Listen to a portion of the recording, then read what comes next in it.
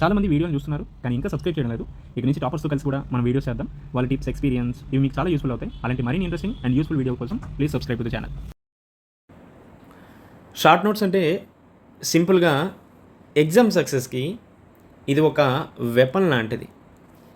Group 1కి prepare అయినా, group 2కి ప్రిపేర్ అయినా, యూపీఎస్సికి ప్రిపేర్ అయినా, ఎస్ఐ, కానిస్టేబుల్, ఎస్ఎస్సి, ఆర్ఆర్బి ఏ ఎగ్జామ్కి ప్రిపేర్ అయినా షార్ట్ నోట్స్ అనేది వెరీ ఇంపార్టెంట్. అండ్ ఆల్సో మన సక్సెస్కి ఇది ఒక crucial, one of the biggest weapon అనేది కూడా గుర్తుపెట్టుకోండి.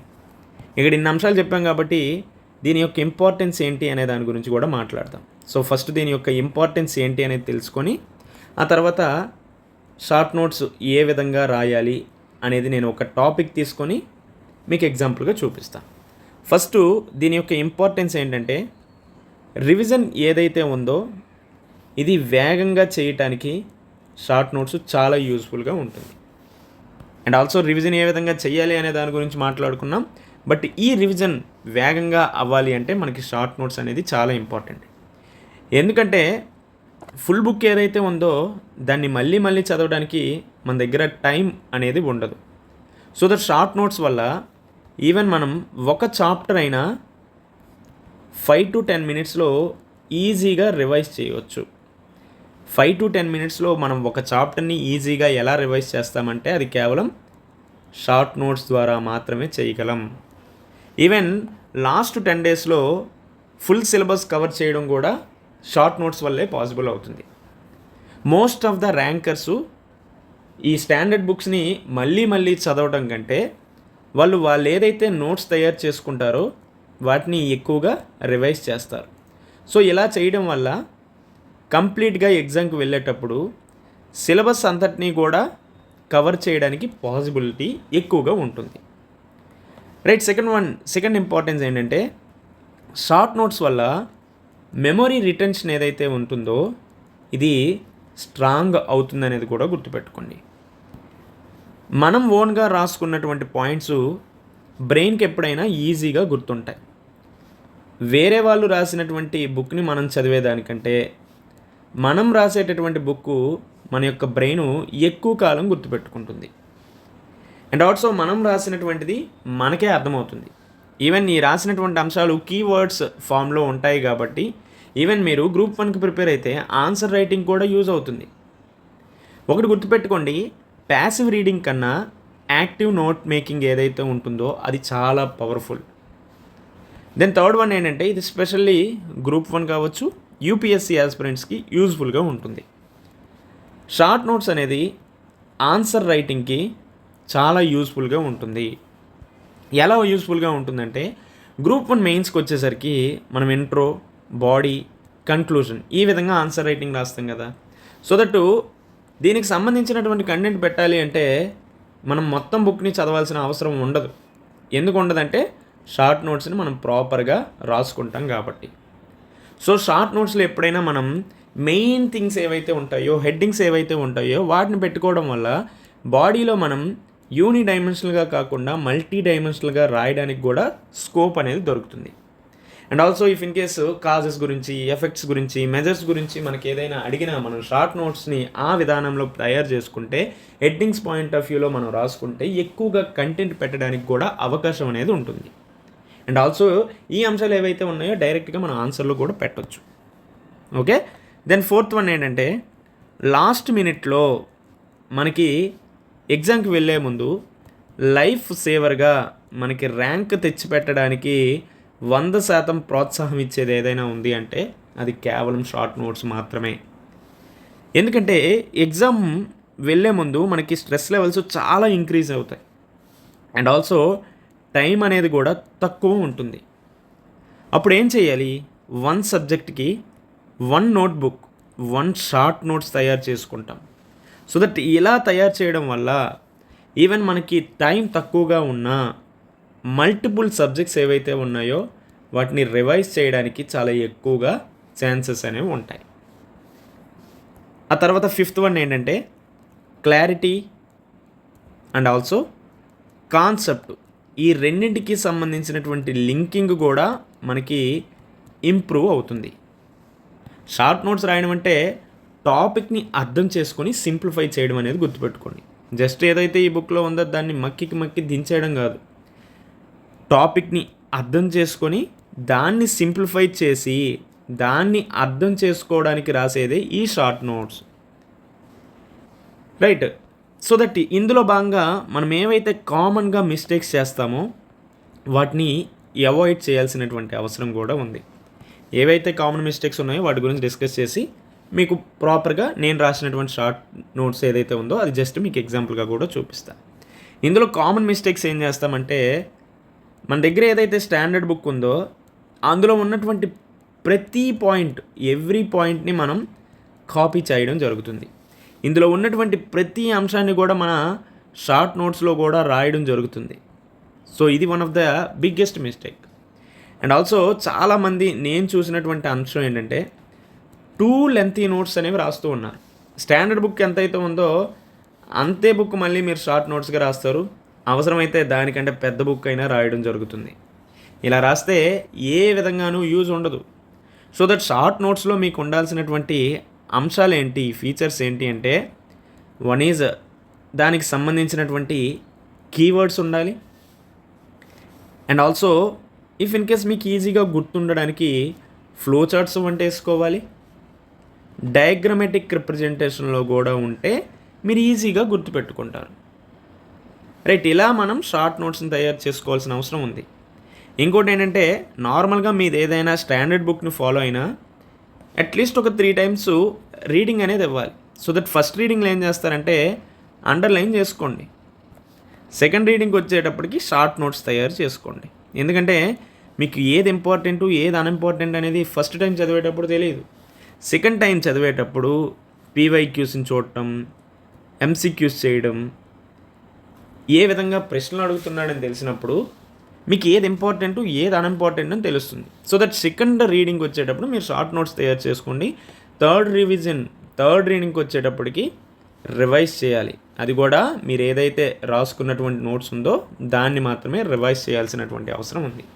సో దట్ ఇక్కడ సింపుల్ ఫార్ములా ఏంటంటే రీడ్ చేయాలి, దాన్ని కంప్రెస్ చేయాలి, దెన్ ఆ తర్వాత రివైజ్ చేయాలి, ఆ తర్వాత దాన్ని రిపీట్ చేయాల్సినటువంటి అవసరం ఉంది. ఇలా మనం ఎప్పుడైనా షార్ట్ నోట్స్ మేకింగ్ అనేది చేసుకోవాలి. ఓకేనా? షార్ట్ నోట్స్ ఎలా రాసుకోవాలి అనే దాని గురించి ఎగ్జాంపుల్గా నేను ఇక్కడ చూపించడం జరుగుతుంది. సో ఇది హరప్పా నాగరికతకు సంబంధించినటువంటి అంశాలు. మ్యాక్సిమం నేను ఇండస్ వ్యాలీ సివిలైజేషన్కి సంబంధించినటువంటి టాపిక్ అంతా కూడా 4 to 5 pagesలో రాయడం జరిగింది. ఇది నాట్ ఓన్లీ ఫర్ గ్రూప్ 2, నేను ఈవెన్ గ్రూప్ 1 కావచ్చు, యూపీఎస్సీకి కూడా ఇలానే ప్రిపేర్ చేసుకోవడం జరిగింది. సో దట్ ఎలా నోట్స్ ప్రిపేర్ చేసుకున్నా ఇది రివిజన్కి ఎలా యూజ్ అవుతుంది అనేటటువంటి అంశాల గురించి చూద్దాం. సో ఫస్ట్ హరప్పన్ సివిలైజేషన్, దీన్ని బ్రాంజ్ ఏజ్ అని పిలవడం జరుగుతుంది. సో దట్ ఇక్కడ మనకి ఇది ఒక ఎంసీక్యూగా వస్తుంది. అండ్ ఆల్సో దీని టైం పీరియడ్ మెన్షన్ చేశాను. దెన్ ఇక్కడ ఇంపార్టెంట్ ఫీచర్స్ ఏంటి, ఫస్ట్ అర్బన్ సివిలైజేషన్ అని, అలానే దీనికి కాంటెంపరీగా ఉన్నటువంటి సివిలైజేషన్స్ ఏంటి అనేది రాసుకున్నా. దెన్ ఈ హరప్పన్ సివిలైజేషన్ ఎన్ని రకాలుగా క్లాసిఫై చేశారంటే, one is pre Harappan, mature Harappan and post Harappan. Pre Harappan ఏజ్లో ఏ విధమైనటువంటి ఫీచర్స్ ఉన్నాయి, లక్షణాలు ఉన్నాయి అనేటటువంటి అంశాల గురించి రాసా. Regionalization, proto urban phase and large villages and gradual growth of towns. పెద్ద పెద్ద సిటీస్ అయితే అక్కడ లేవు. సో ఇవన్నీ ఫీచర్సే. ఈ ఫీచర్స్ మనకి ఈ క్రింది వాటిలో ప్రీ హరప్పన్ ఏజ్కి సంబంధించినటువంటి ఫీచర్స్ ఏవి, లేదంటే ప్రీ హరప్పన్ ఏజ్కి సంబంధించినటువంటి ఫీచర్స్ కానివి ఏవి అనేసి ఆప్షన్స్ ఇచ్చి ఏది కాదు ఏది రైట్ అనేసి అడగడానికి జరుగుతుంది. కాబట్టి ఇలా ఫీచర్స్ అన్నీ రాసుకోవడం జరిగింది. ఈవెన్ గ్రూప్ 1 మెయిన్స్లో కూడా మనకి ఇలాంటి క్వశ్చన్స్ అడగడానికి ఛాన్సెస్ ఉన్నాయి. దెన్ ప్రీ హరప్పన్ ఏజ్కి సంబంధించినటువంటి సైట్స్ ఏమున్నాయంటే ఇలా రాసుకున్నా. బట్ ఈ సైట్స్ ఇలా రాసుకోవడం కంటే మీరు ఏం చేస్తారంటే, మనకి నార్మల్గా ఏ బుక్ చదివినా అటు ప్రీ హరప్పన్, మెచ్యూర్, పోస్ట్ హరప్పన్కి సంబంధించినటువంటి మ్యాప్ ఏదైతే ఉంటుందో దాన్ని అయితే చూడడానికి ప్రయత్నించండి. ఎందుకంటే అది ఈజీగా గుర్తుంటుంది. సో ఇక్కడ నేను ప్రీ హరప్పన్ సైట్స్ ఏవైతే ఉన్నాయో వాటన్నిటిని రాశాను. వన్ ఈజ్ ఇక్కడ మనకి ఏవి ప్రీ హరప్పన్ సైట్స్ అనేవి ఇంపార్టెంట్, అలానే ప్రజెంటు ఏ స్టేట్లో ఉన్నాయి, ఏ కంట్రీలో ఉన్నది అనేది కూడా గుర్తుపెట్టుకోండి. దెన్ ఆ తర్వాత mature Harappan. So mature Harappan ఏజ్కి సంబంధించినటువంటి ఫీచర్స్ ఏంటి అనేది చూసుకున్నా. దెన్ పోస్ట్ హరప్పన్కి సంబంధించినటువంటి అంశాలు. సో ఇవన్నీ అయిపోయిన తర్వాత మనకి ఇండస్ వ్యాలీ సివిలైజేషన్స్కి సంబంధించినటువంటి బౌండరీస్ ఏంటి, ఈ బౌండరీస్కి సంబంధించినటువంటి అంశాలు ఏ బుక్లో అయినా ఉంటాయి. సో నార్త్, సౌత్, ఈస్ట్, వెస్ట్కి సంబంధించినటువంటి బౌండరీస్ ఏంటి అనేది చూసుకోండి. ఇలాంటివి ఈవెన్ గ్రూప్ 1 మెయిన్స్లో కూడా మీరు మ్యాప్ వేస్తూ ప్రజెంట్ చేసినా కూడా చాలా బాగుంటుంది. ఇక్కడ మనం మోస్ట్లీ ఐవీసీ అంటే టౌన్ ప్లానింగ్కి సంబంధించినటువంటి అంటే పట్టణ ప్రణాళికకు సంబంధించినటువంటి అంశాలే ఎక్కువగా చెప్పుకుంటాం. సో దట్ ఇక్కడ సిటీస్ ఏ విధంగా ఉండేవి, సిటడల్స్ అండ్ లోవర్ పార్ట్స్గా ఉండేవి, ఇక్కడ ఏ విధమైనటువంటి బ్రిక్స్ని యూస్ చేశారు, కాల్చిన ఇటుకలను యూస్ చేశారు, అది ఏ రేషియోలో ఉంది. సో ఇది యూనిఫామిటీ కదా, మొత్తం ఆ కాలంలో ఉన్నటువంటి సివిలైజేషన్స్కి అన్నిటికీ కూడా ఇది ఒక uniformity. And also underground drainage సిస్టమ్ని ఫాలో అయ్యారు. సో దీన్ని ఏ విధంగా నిర్మించడం జరిగింది. అలానే no window faced the streets, so స్ట్రీట్స్కి విండోస్ లేకుండా ఇళ్ళ నిర్మాణం జరిగేది. అలానే గ్రిడ్ ప్యాటర్న్స్ని ఫాలో అవ్వడం జరిగింది. వాటర్ రిజర్వాయర్స్ అనేవి ఉండేవి. సో ఇక్కడ దోలవేరా అనేది రాయడం ఎగ్జాంపుల్గా చెప్పాను. సో ఈ టైప్ ఆఫ్ క్వశ్చన్స్ మనకి ఎక్కువగా ఎగ్జామ్ పాయింట్ ఆఫ్ వ్యూ, ముఖ్యంగా ప్రిలిమ్స్ పాయింట్ ఆఫ్ వ్యూలో అడగడానికి ఛాన్సెస్ ఉన్నాయి. ఇక్కడ ఏవైతే ఫీచర్స్ చెప్పానో ఇది మీరు గ్రూప్ 1 మెయిన్స్ కావచ్చు, యూపీఎస్సీ మెయిన్స్లో కూడా డైరెక్ట్గా క్వశ్చన్స్ అడగడానికి ఛాన్సెస్ ఉంటాయి. సో ఈ అంశాలు రాస్తూనే మీరు అక్కడ ఏం చేస్తారు, వీలైతే డయాగ్రామాటిక్ రిప్రజెంటేషన్ వేస్తూ చెప్పొచ్చు కూడా, ఎందుకంటే ఇక్కడ గ్రిడ్ ప్యాటర్న్ ఉంది. సో గ్రిడ్ ప్యాటర్న్ ఏ విధంగా ఉంటుంది అనేది డయాగ్రామాటిక్ రిప్రజెంటేషన్ వేయచ్చు. ఈవెన్ బర్న్ బ్రిక్ యూస్ చేసి సో ఇలా జస్ట్ ఎగ్జాంపుల్గా చెప్పొచ్చు. ఈవెన్ సిటడల్స్, సో సిటడల్స్ ఏ విధంగా ఉండేవి, లోవర్ పార్ట్స్ ఏ విధంగా ఉండేవి, అండ్ ఆల్సో అక్కడ ఉన్నటువంటి సిటీ ప్లానింగ్ ఎలా ఉండేది. రైట్ యాంగిల్ ట్రయాంగిల్లో మనకి రైట్ యాంగిల్గా చాలా వరకు రోడ్ల నిర్మాణం జరిగేది. And also underground drainage system, ప్రతి ఇళ్ళకి కూడా డ్రైనేజ్ సిస్టమ్ ఇంటర్లింక్ అయ్యి ఉండేది. ఇవన్నీ కూడా డయాగ్రామాటిక్ రిప్రజెంటేషన్లో మనం మెయిన్స్ పాయింట్ ఆఫ్ వ్యూ వేస్తే మంచి స్కోర్ రావడానికి ఛాన్సెస్ ఉన్నాయి. అండ్ ఆల్సో అక్కడ సామాజిక రాజకీయ వ్యవస్థ ఏ విధంగా ఉండేది. సో అర్బన్ సొసైటీని ఫాలో అయ్యారు. సోషల్ డిఫరెన్షియేషన్ ఉండేది. మర్కంటైల్ క్లాస్ డామినెన్స్గా ఉండేది. అర్బన్ అడ్మినిస్ట్రేటివ్ బాడీస్ ఉండేవి. Matriarchal society, cotton, silk, wool ఇటువంటివన్నీ యూస్ చేశారని మనకి ఈ సొసైటీ ద్వారా తెలిసింది. అలానే ఇంకా ఏ విధమైనటువంటి అంశాలు ఉన్నాయి. So agriculture and animal domestication, so ఇవన్నీ కూడా ఎగ్జాంపుల్. వీట్ అనేది మెహర్గర్లోను, రైస్ లోతల్, గ్రేట్ గ్రాండరీస్ ఉండేవి. ఫుడ్ సెక్యూరిటీ అనే దానికి ఎక్కువగా ప్రాముఖ్యత ఇచ్చారు, అందుకని సర్ప్లస్ ఫుడ్ అనేది ఎక్కువగా ఉండేది. ఆహార మిగులు అనేది అక్కడ మనకి ఎక్కువగా కనిపించింది. Then also ploughed fields, wooden ploughs and terracotta models. So ఇలా మనం నోట్ మేకింగ్ చేసుకోవాల్సిన అవసరం ఉంది. ఇక్కడ ప్లౌడ్ ఫీల్డ్స్ అనేసి దానికి సంబంధించినటువంటి ఎగ్జాంపుల్స్ రాసాం. అండ్ ఆల్సో ఫ్లడ్ ఇరిగేషన్ సంబంధించినటువంటి అంశాలను ప్రాక్టీస్ చేశారు. కాటన్ పండించారు, దానికి సంబంధించినటువంటి ఎగ్జాంపుల్స్ రాయడం జరిగింది. స్క్రిప్ట్ ఏ విధంగా ఉండేది అనేది. దెన్ పాటరీ, ఏ విధమైనటువంటి పాటరీని వినియోగించారు, ఎందుకంటే మనకి ఐవీసీకి సంబంధించి Aryan civilization, then Mauryan age, ఏ విధమైనటువంటి పాటరీని ఉపయోగించారు అనేది కూడా ఎగ్జామ్ పాయింట్ ఆఫ్ వ్యూలో ఇంపార్టెంట్. దెన్ ఇక్కడ ఇండస్ట్రీస్ అండ్ క్రాఫ్ట్స్ ఎలా ఉండేవి, సో దానికి సంబంధించినటువంటి అంశాలు ఈవెన్ ఎగ్జాంపుల్స్ కూడా రాయాల్సినటువంటి అవసరం ఉంది. ఇంకోటి చూడండి, not have any knowledge of iron అని నేను స్పెషల్లీ రెడ్డింగ్తో ఎందుకు రాశానంటే ఈ క్వశ్చన్ ఈవెన్ మనకి యూపీఎస్సీ మెయిన్స్లో కూడా యూపీఎస్సీ ప్రిలిమ్స్లో అడిగారు. ఈవెన్ గ్రూప్ 2 కావచ్చు, గ్రూప్ 1 చాలా ఎగ్జామ్స్లో ఈ టైప్ ఆఫ్ క్వశ్చన్స్ అనేవి అడగడం జరిగింది. రైట్. దెన్ ఆల్సో ఇండస్ని మెలువ అని పిలిచేవారు. ఇక్కడ ఈ అంశాలన్నీ కూడా నేను స్పెషల్లీ రాసుకోవడం జరిగింది. వన్ థింగ్, ఇక్కడ ఏది ఇంపార్టెంట్ ఏది ఇంపార్టెంట్ అని నాకు ఎలా తెలిసిందంటే పీవైక్యూస్ని కంప్లీట్గా చూడటం వల్ల. సో ఈ పీడిఎఫ్ ఏదైతే ఉందో నేను మనకి టెలిగ్రామ్ ఛానల్లో ప్రొవైడ్ చేస్తాను. సో దట్ మీరు చూసి దానికి అనుగుణంగా మీ నోట్ మేకింగ్ కూడా చేసుకోండి. ఓకేనా.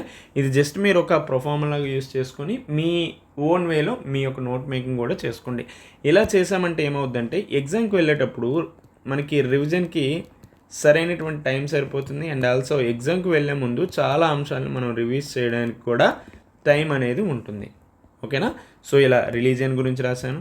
దెన్ ఆల్సో ఏ విధమైనటువంటి అంశాలు ఉన్నాయి, ఎందుకు డిక్లైన్ అయింది, దీంతోపాటు ఫేమస్ హరప్పన్ సైట్స్ ఏవి, రైట్, అలానే ఇంపార్టెంట్ ఫ్యాక్ట్స్ ఏవి గుర్తుపెట్టుకోవాలి, రీసెంట్ ట్రెండ్స్లో ఉన్నటువంటివి. సో ఇవన్నీ కూడా రాయడం జరిగింది. ఇక్కడ మనకి బర్న్ బ్రిక్ అనేది హరప్పకి సంబంధించినటువంటి ఒక యూనిక్ ఫీచర్స్. ఈజిప్ట్లోను మెసొపొటేమియాలో ఏ విధమైనటువంటి బ్రిక్స్ని యూజ్ చేశారు, రైట్, ఇలాంటివన్నీ కూడా మనకి ఎగ్జామ్ పాయింట్ ఆఫ్ వ్యూలో ఇంపార్టెంట్. సో మోస్ట్లీ నేను ఇది group 1 UPSC, group 2 point of వ్యూలో రాసుకోవడం జరిగింది. మ్యాక్సిమం ఇది ఎన్ని పేజీలు, 3 to 4 పేజెస్ వరకే పరిమితమై ఉంది. వన్ థింగ్, మీరు ఈ నోట్ మేకింగ్ చేసుకుంటారు. నోట్ మేకింగ్ చేసుకోవడం మాత్రమే కాకుండా ఇంకేం చేస్తారు, ఏవైతే పీవైక్యూస్ ఉన్నాయో వాటిని చూస్తారు.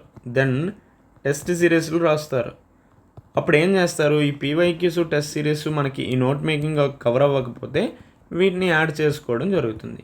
ఇలా చేసుకున్నామంటే నోట్ మేకింగ్ అనేది ఈజీగా అవుతుంది. అట్ ది సేమ్ టైం ఎగ్జామ్కి వెళ్ళేటప్పుడు రివైజ్ చేయడానికి కూడా మంచి అవకాశం దొరుకుతుంది. అండ్ ఆల్సో టైం అనేది కూడా మనకి అవైలబుల్ ఉంటుంది. దాన్ని ప్రాపర్గా యూటిలైజ్ చేసుకోవచ్చు. అయ్యో మీ అందరికీ అర్థమైంది అనుకుంటాను. ఇఫ్ ఇన్ కేస్ ఏమైనా డౌట్స్ ఉంటే కింద కామెంట్స్ రూమ్లో తెలియజేయండి. And then stay tune, take care, bye.